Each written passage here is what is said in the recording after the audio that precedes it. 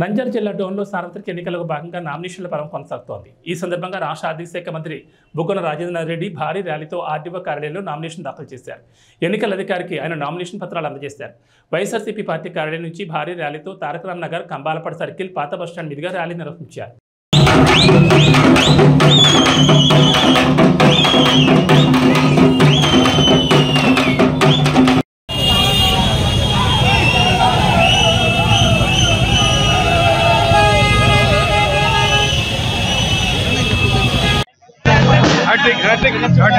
Hat-trick.